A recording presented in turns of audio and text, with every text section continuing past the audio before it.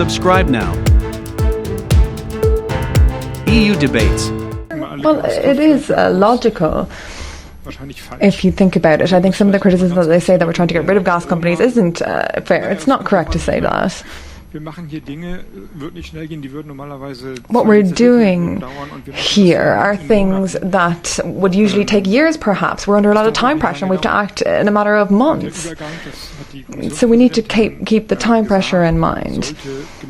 As the Commission President said, we should use this transition and these measures to get rid of these windfall profits that some companies are making. And we should make use of this windfall to support those who are in need of it. And we can do that so long as we need to, until we have this problem, this challenge solved. The the electricity market works in effect. It's called the merit order, not the worst order, because the most affordable, the cheapest options come onto the market first. We've had phases in the market where electricity has been incredibly cheap, practically free, because, of course, the most cheap options are the renewable energies, and they're often entered into the market first. The highest, most expensive form of energy then sets the price for all others. So sometimes this has worked. That's something that we have to say. And usually this leads to investment and more money for the renewable energy. So in principle, it is a system that worked. And it makes sure that we work in an energy efficient manner. However, there's no elasticity in the market. If we use up all our capacities, if there's no leeway, if the most expensive energy needs to be bought, then we end up in a situation where we are today.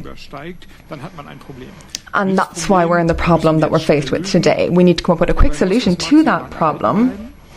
But we need to keep the market signals in place, otherwise it's going to be very difficult to guarantee security of supply.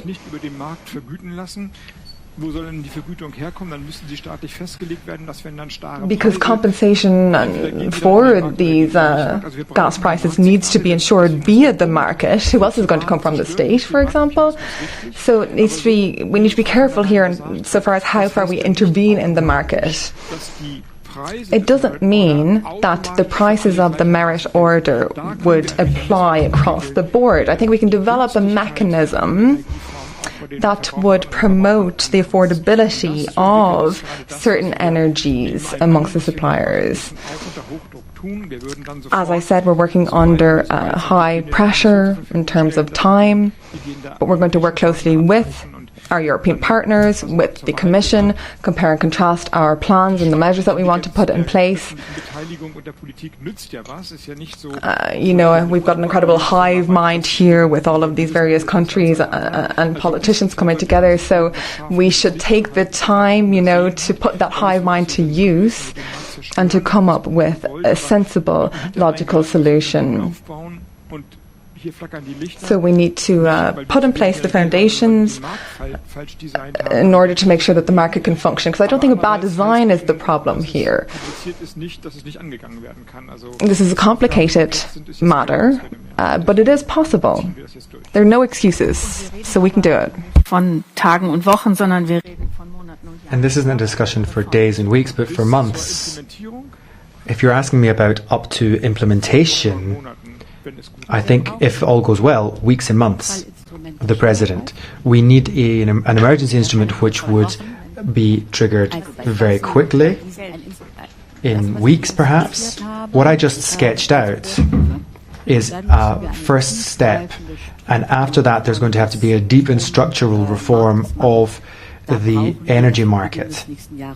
And I think that will come at the beginning of next year. But the first step, which we have to take because of the uber-nervous situation on the market and the enormous speculation. Because these aren't real prices, let's be clear. These are speculative jumps on the market. We have to send a very clear signal that this far and no further. I think that it's very good that Germany has sent a signal that purchases will be a line will be set, including for storage. companies should know that they can earn good money, that this is a very attractive market, but it also has its boundaries. And the deep reform, which has a lot of particularities and a lot of cogs and wheels to take into account, it has to be done properly, seriously, maturely, and that will come at the beginning of next year. I think another important point, and this is what's so exciting about the transformation, is that you have what's going on right now, but you also have the long-term track moving along. What we can see before our very eyes right now is the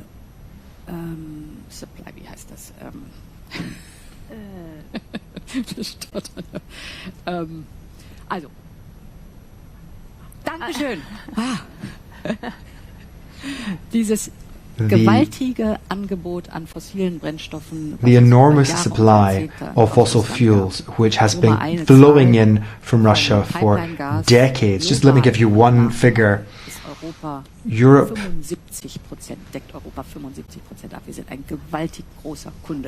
absorbs 75% of Russia's exports of fossil fuels. We are a huge customer.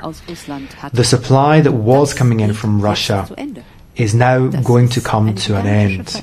And that is going to be a huge change.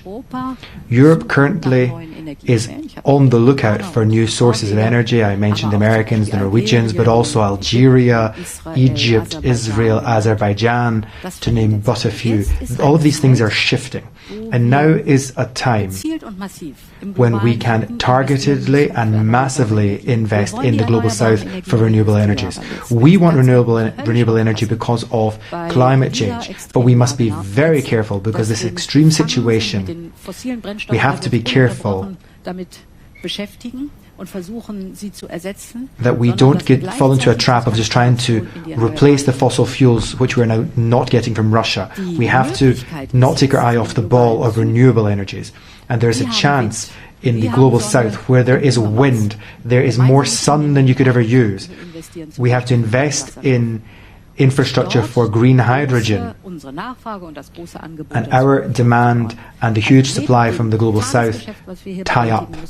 So in addition to the very urgent matters that we have to deal with now in order to get over this energy price crisis, we have to also push forward the long-term changes to ensure that we don't always fall into a trap of dependence.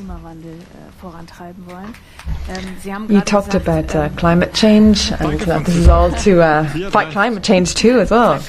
Yes, absolutely, says the Minister, to applause from the audience.